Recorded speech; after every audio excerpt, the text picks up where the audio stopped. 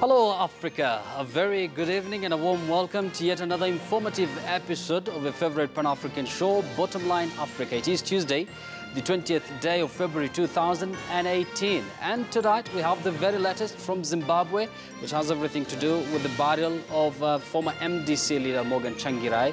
I'm also going to take you to South Africa. There's some political development there. Apparently the newly appointed, shall I say, President Cyril Ramaphosa made some statement with regards to land. I'm also going to take you straight to South Sudan. Apparently there's some Kenyan pilots who were released tonight or today. Many thanks for staying with us. This is Bottomline Africa. Let me take you straight to our highlights tonight.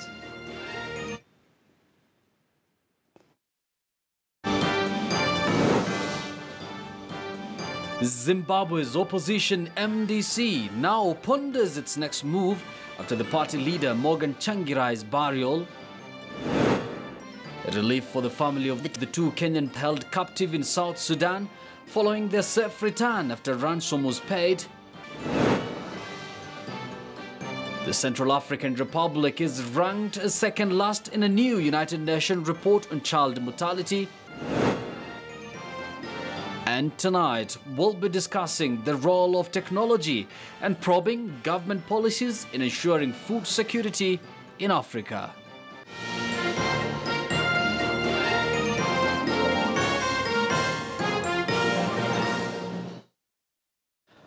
Good evening once again. The program begins right now, and to discuss with me that last bit on our highlights tonight, we have Gerald Masila, who is the Executive Director, East Africa Grain Council. We also have George Odingo, who is a policy advisor and food security expert. I'm also going to engage Joseph Leramo, who is the CEO of Kenya Meat Commission. And joining me all the way from Marsabit via Skype is Brenda Wandera. She's the Country Director, Project Concern International. But before that, and before our top story tonight, it's time for our Twitter poll, and tonight we're asking you, do you think the opposition in Zimbabwe stand a chance against the government without Morgan Tsvangirai?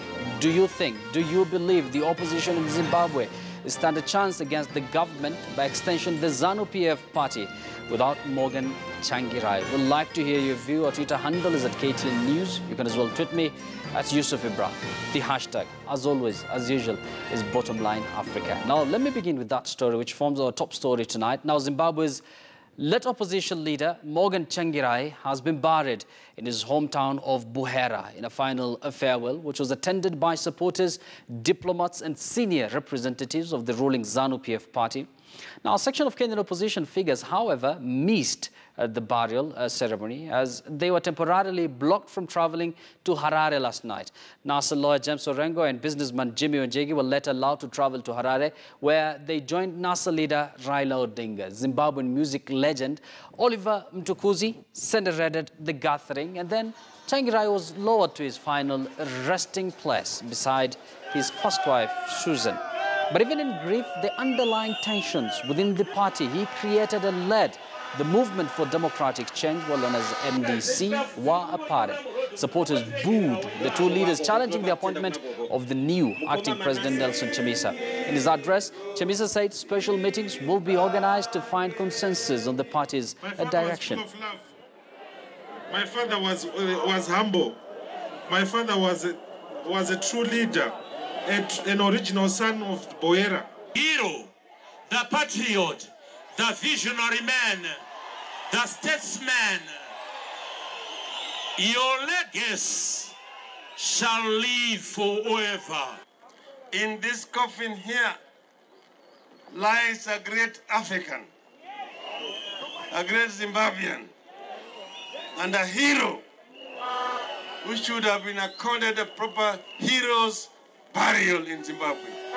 The character of humility, the character of working together, the character of driving a vision inspired of and by love. That is his legacy. May his soul rest in peace. Now let me take you to neighboring South Africa, where South Africa's new president, Cyril Ramaphosa, says he will not allow smash and grab interventions when undertaking land expropriation without compensation, a policy he has promised to pursue to speed up the transfer of land to black people. Ramaphosa reiterated in his speech to Parliament that expropriation of land without compensation will be done in a way that improves food security and agricultural output. Now, 2 decades after the end of apartheid, the ruling African National Congress Party, well known as ANC, is under pressure to redress racial disparities in land ownership where whites own most of the land. Ramaphosa also told Parliament he will launch quote-unquote lifestyle audits of public representatives, background checks on whether officials were living lavishly beyond their normal means. In dealing with the question of land, we will not allow smash and grab interventions. That we will not allow. We will handle this matter in the same way that we have always handled all difficult issues in our country. We will handle it with responsibility. We will handle it in a way that is not going to damage our economy, that is not going to damage agricultural production, that is not going to reduce or damage food security in our country. That we can assure you of. We will always seek to do things that are going to advance the interests of our people. Now, still in South Africa, members of Parliament on Monday debated President Cyril Ramaphosa's maiden State of the Nation address in Parliament. Ramaphosa made bold commitments last Friday, hinting at restructuring what he called a blotted cabinet there. The president also promised to urgently attend to matters at the National Prosecuting Authority, saying that he wants the institution to act without fear or favour. Parliament must bring an end to fruitless, wasteful and non-expenditure by government departments and entities. A total of 127.979 billion in irregular expenditure was uncovered by the Auditor General from 2013, 2014 till the 2016-2017 financial years. These monies wasted by careless and corrupt people in government could have gone towards funding free higher education for the poor. Mr. President, if you want to undo the damage of state capture, then we must acknowledge those who've led us there in the first place. It will be easy to write off the crisis of evil work to one man in cahoots with foreign benefactors, but the truth is much more difficult. State capture would not have happened had it not been for the support of the policy of the ANC of cadre deployment of sending people to state-owned enterprises. We thank the South African media, we thank the NGOs and all opposition parties and the people of South Africa for defeating the monster that was created by the ruling party. We say the unity displayed during difficult times we have gone through in the past 9 years once more demonstrated that when people are united, not even the powerful can defeat them.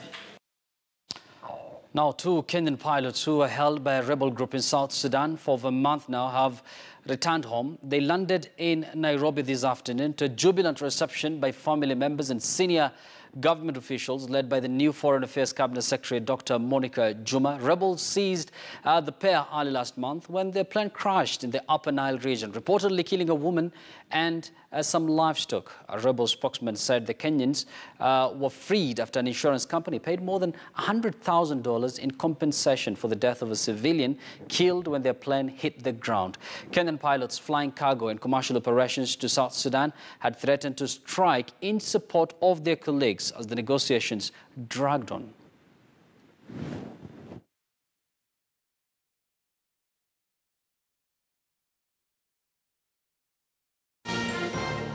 The government of the Republic of Kenya deplores what is clearly an unfriendly and inhuman response by SPLA-IO to what was an unfortunate accident, because we know accidents occur.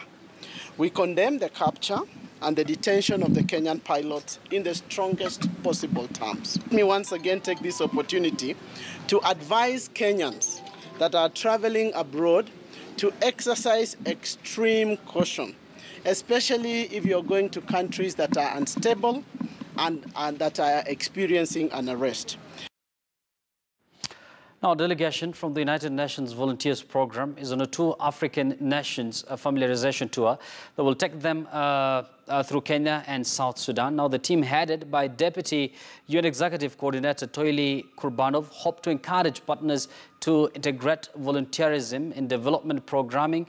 Now, Kurbanov spoke to our Foreign Affairs editor Lilian Odera about the growing threat of terror sympathizers posing as volunteers, taking advantage of the UN networks to support terror-related activities. Here's part of that conversation. Take a look. Among all the main factors that contribute to the volunteerism, arguably the most important one is social exclusion. It's when the young people do not see a positive future for themselves. They do not see society taking care of them. They feel at the sidelines. They feel victimized. And then all sorts of negative outcomes are possible, including, unfortunately, sourcing the terrorism activities. So to deal with that problem, we need, again, to take a multi-factor, multi-dimensional approach. And this is what the governments, with the UN support, are doing, of which, as I have mentioned, the key measure would be to improve inclusiveness of our societies, to enhance inclusiveness of our economic growth. And the region has been growing. It's ascending economically. We need to make sure that the benefits of economic growth are trickling down to the entire societies. Before that happens, there will be sooner or later a fertile ground of all sorts of antisocial activities. Of course, UN as a whole is concerned about this phenomenon, and we believe that the long way forward, the most impactful way forward of eradicating terrorism in any country is by depriving the terrorist organizations of the fertile ground, and that could happen only through overcoming the problem of social exclusion.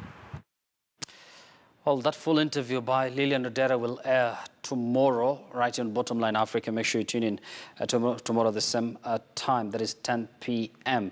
Now, let me take you to Mozambique, where at least 17 people were killed when a rubbish mound collapsed in a poor district of Mozambique's capital, Maputo, crashing several nearby homes. Torrential rains is thought to have caused the loose west to shift and crash down on the shacks, trapping the occupants who were sleeping at the time of the incident on Sunday night. Mozambique's emergency service warned there could be more victims trapped under the vast waste pile, which is located in the Hulin district of the capital. The rubbish mound destroyed 5 homes, and rescue teams were still searching through the wreckage to find survivors. Heavy rain has been falling on Maputo since Sunday, causing and damaging homes and, deluging roads and schools.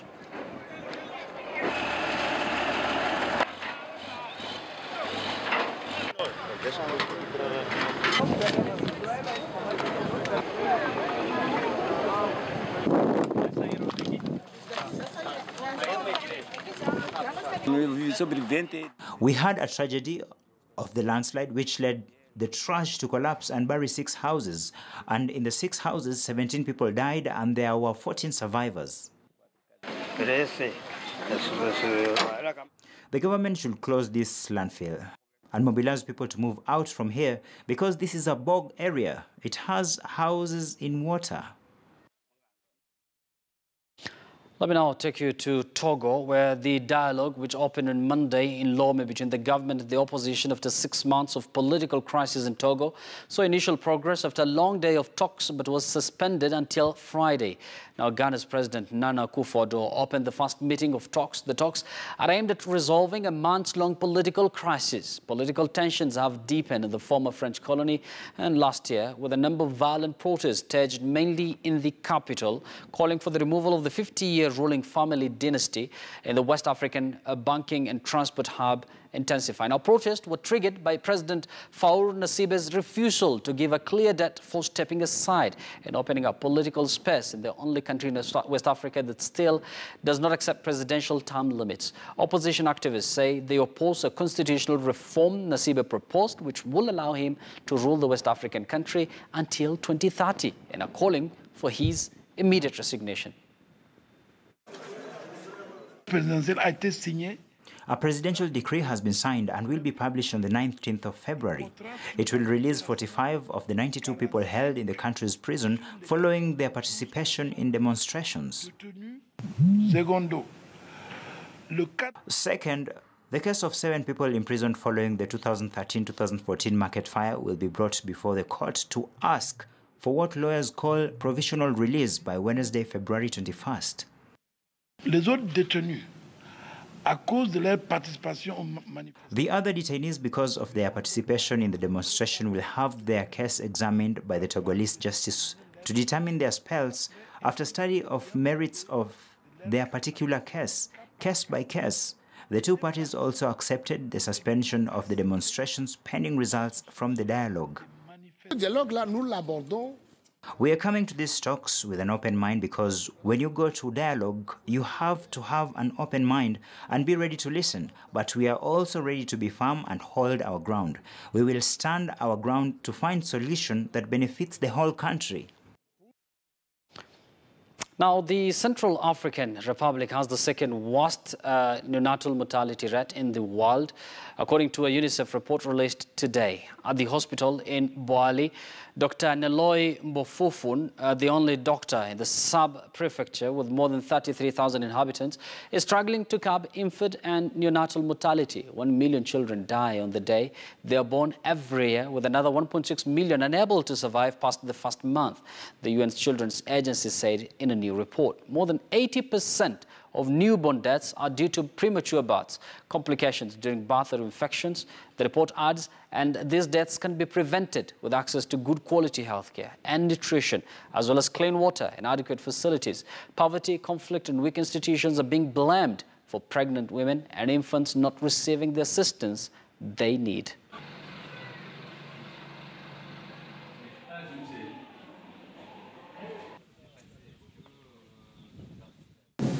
There are many problems now, especially in maternal and child care. There's only one doctor in the sub-prefecture of Boali. According to World Health Organization standard, 1 doctor for every 10 patients, and right now there's only 1 doctor for every 30 patients.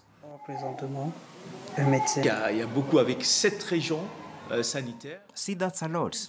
With 7 health regions, there's only 1 region, Region 7, with its 5 pediatricians. See what's left to do in terms of human resources. Now you're going down to the paramedical side and you see that. Even if the number is large enough, it's not enough to cover the whole country. Ça ne suffit pas pour couvrir tout le pays avec toute la compétence.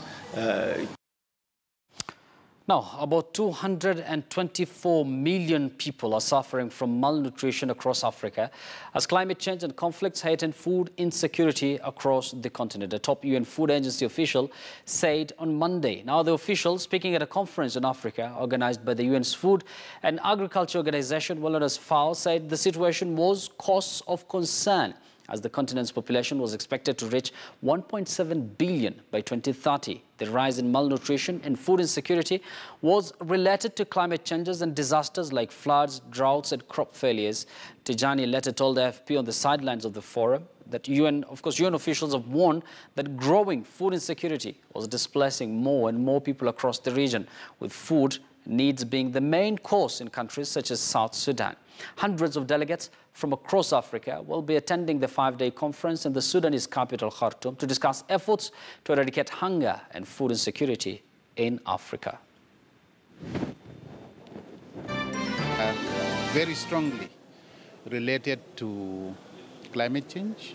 We had floods, we had droughts, we had crop failure. There are also quite a number of conflict countries, especially within the Lake Chad, within the Sahel, and then also the existing ones in Somalia, in South Sudan, in Central African Republic.